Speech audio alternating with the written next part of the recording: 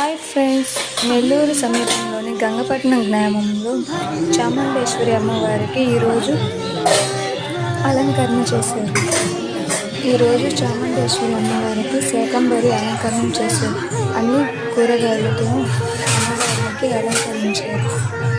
నెల్లూరు జిల్లాలోని ప్రజలందరూ తండోపతండాలుగా విచ్చేసి అమ్మవారిని అలంకరణ చేసి తమ ఆశీస్సులను పొందారు. ఇప్పుడు అమ్మవారిని దర్శించుకుందాం రండి. డైరెక్ట్గా కెమెరాలో అలో లేదు, అందువల్ల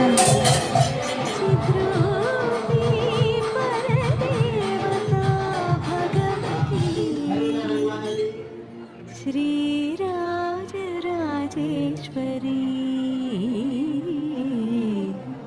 శ్రీరాజరాజేశ్వరి ఎక్కడున్నాయి అన్నదాన కౌంటర్ దగ్గర కావచ్చు.